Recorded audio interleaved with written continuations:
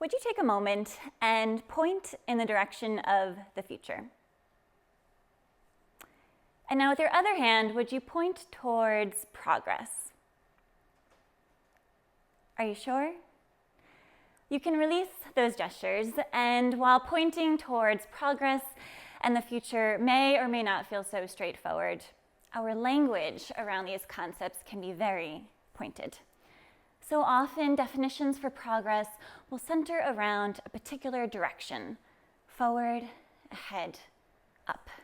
And we often parallel this with descriptions of time or the future as heading in one continuous direction.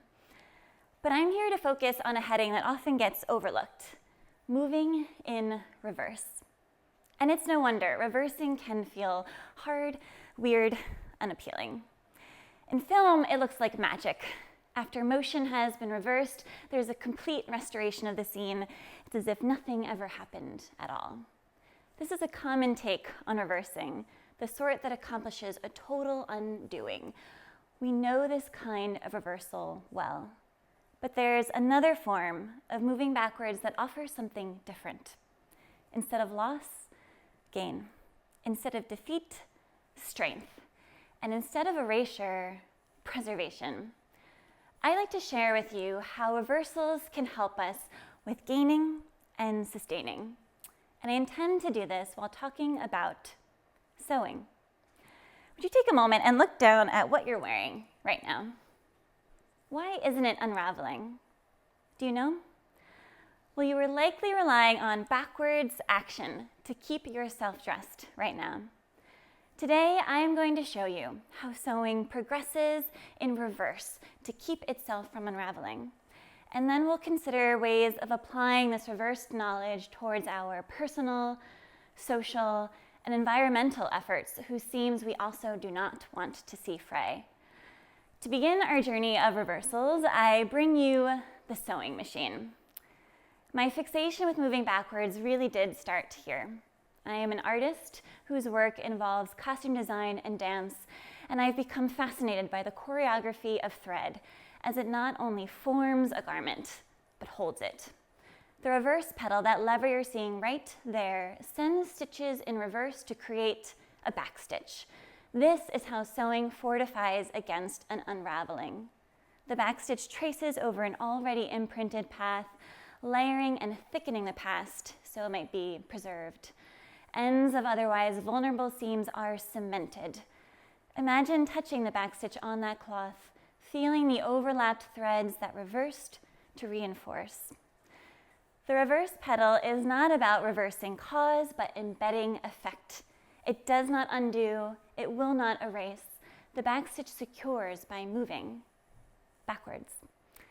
I just love this imagery, and I've been seeking where else and how else might reversing move beyond a means of erasure.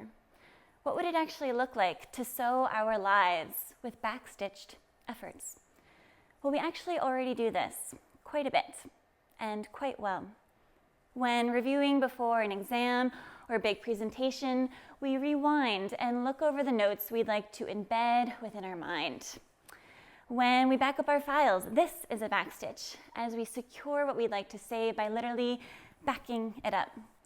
We backstitch within our communities by creating legislation that we hope will strengthen our grip on justice, making sure our ideals are reinforced and fortified by backstitch law.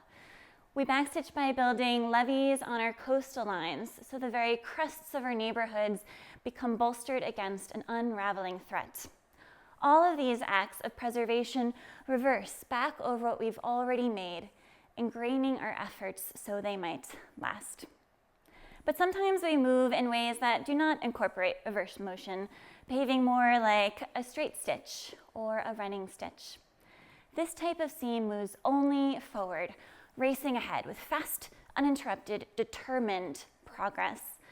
The straight stitch careens and consumes onward without taking time to turn around and fasten its work. You can see how with a tug on its edges, the straight stitch runs the risk of having its entirety yanked out, sacrificing stability for hasty gain.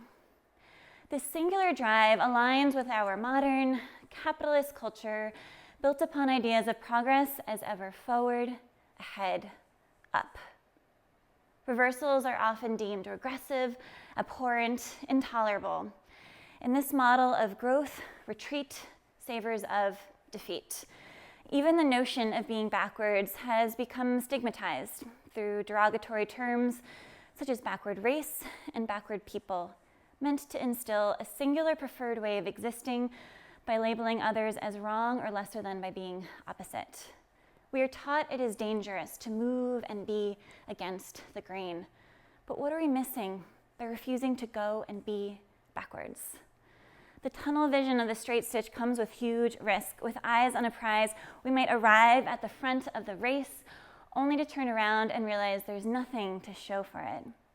If we don't backstitch to make sure our threads, our community, our planet comes with us, all that gain runs the risk of complete upending. So let's sew in a different way. Let's look at how we build our homes and communities.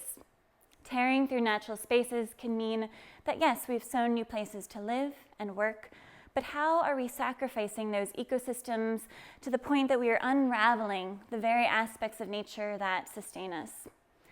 Let's look at how we've grown our food. Monoculture and pesticides meant we could plow ahead with expedient efficiency, but what has this also unraveled? The future of our land's fertility and the health of our communities endangered by harmful chemicals. How can we give back to the earth so that we can rely on continual, not just fast growth? In the wake of COVID-19, our environment is experiencing a peculiar blip of recovery. Venice waters have reversed from dirty browns to clear blues, and cities around the globe are seeing smog levels ease as pollution has gone down. What are we going to make of this glimpse at reversal relief for our planet? And how are we going to move onward as more and more climate change becomes irreversible? Yes, we can keep traveling, building, developing onward, but if we forge ahead without caring to secure our way, the very seams we so brazenly stitch may become subject to an unraveling crisis that could threaten to undo all of our mighty, unbackstitched work.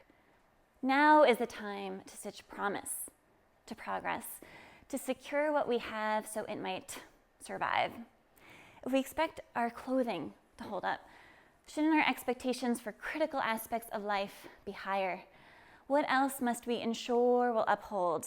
And how can we incorporate moving back in the name of securing that progress? The backstitch does that. It works by making the effort to go backwards, securing what we've made so we have a world of longer lastings. The backstitch is a plan to withstand. And we can take these progressive backward action ideas even further through a stitch that moves off the machine and into your hands.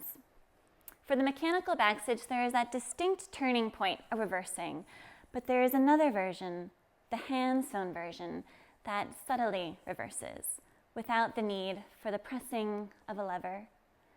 To create a hand-sewn backstitch, each and every stitch loops backwards before advancing ahead. Rather than occasionally pausing to reverse, the hand-sewn backstitch is composed of backward action. A constant reversing of directions means this stitch is sturdy. On the surface, it appears to move only forward, but on the underside, you can see and feel the backtracking of thread, cultivating strength through a circulatory manner. The nature of this stitch reminds me of a West African mythical creature, the Sankofa bird, whose head twists backwards with feet facing forward. The Sankofa bird offers the adage, "It is not taboo to go back and fetch what was forgotten or left behind," embodying a reversed gaze that accompanies forward action, a gaze that is aware of the past for its ability to shape our future.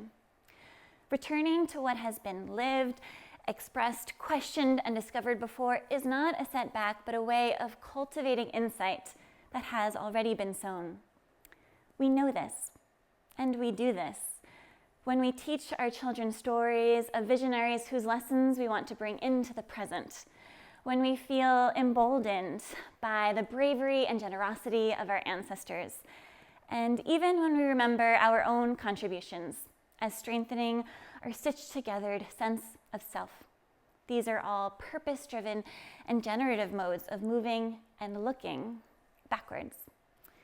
And then there is my favorite backstitching lesson of them all: gratitude. Every time we express gratitude, we reach back towards something that has already passed by letting another know that that action, that word, that offering remains meaningful, that it is worth tracing over and swelling that seam with attention, for it has secured our sense of strength within this very moment. We cannot be thankful by only moving forward. It is impossible. Gratitude truly requires a reversal, a backwards gazing recognition that honors how the past impacts the unfolding of what's to come. And now we've done it. We've found how sewing sustains by moving in reverse, how we might sustain by moving in reverse. But I can't leave you with just that, because sewing has a wonderful way of moving backwards that does let go of its hold. And it's worth exploring this opposite approach of backward action that mindfully unmakes. Because in sewing and in life, we don't always want to cement what we've done. Sometimes we need to let go. For these elected undoings, in sewing we'll often use the term unpick when loosening threads to unbind a seam. You might unpick a collar you'd like to remove, unpick a hem to let it out, or unpick a seam you wish to reroute. I love the reciprocal nature of this language. I had once picked a seam, a word, a way forward, and I am now unpicking it, unchoosing it, to make space for something in its place. There is humility and courage in the intended act of unraveling, as you dare to let go your grip on a prior act, making space for something to be sewn in its wake. And this is what unpicking our stitches and unpicking our choices could sound like. We thought this policy would do good, but it's causing harm. Let's unpick it and sew something different. Plastics are the way of the future, or so we thought. How can we reverse our reliance on materials that drain our planet and sew methods of making and sustaining instead? And finally, this way of treating you, my neighbor, my loved one, my community, my planet, is not working. And so I'm going to unpick it. Just as gratitude is my favorite backstitching application, an apology is my most resonant takeaway for the reverse action of unpicking. For our poorly stitched choices that we may have hastily sewn in, how can we loosen the threads whose bond we no longer want to hold? Reversing our stitches can be a powerfully progressive tool, but unpicking often will not absolve the damage of what was once first picked. Like the imprint on fabric, on our land, and towards each other, the needle prick can leave a mark. And even after gentle unpicking, cloth will often bear a remnant of prior forward action.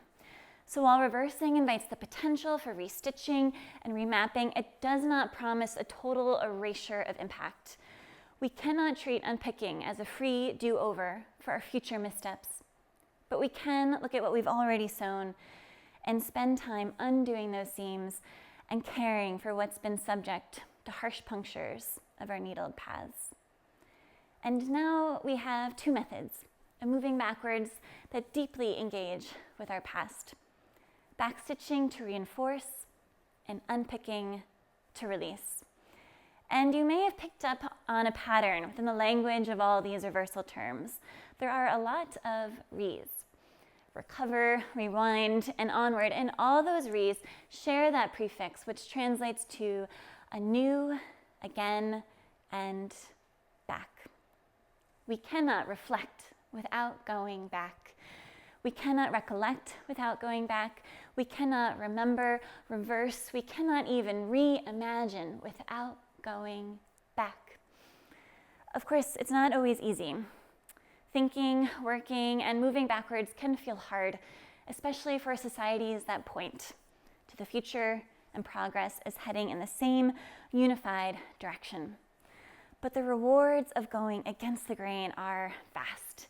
And as we experience the breadth of potential with Unreversing, we'll actually find there's an entire spectrum of moving and making that goes far beyond forward, ahead, up. So rather than limiting our definition of progress to a direction, what if we think of progress as good change? That's it. Progress is good change. It might mean moving forward or back, but it could also mean a circular, sideways, or roundabout route. If we are daring to reimagine and improve this complex world, might it stand to reason that we'll need several modes and directions of moving in order to make it better? Embracing reverse motion is really just the start of releasing our grip on forward as the way, as we discover a myriad of ways of moving onward. I come back to sewing with all this, remembering that every day we are wearing the lessons of stitching, lessons that share the particular potential within moving and making in reverse. I invite you to consider new possibilities for reversing within your own life, but if you are looking for one concrete takeaway, let it be this: unpick through apologies and backstitch your gratitude. If we can act in reverse in these ways, we are undoubtedly heading towards good change, even and especially if it feels backwards to do so. Thank you.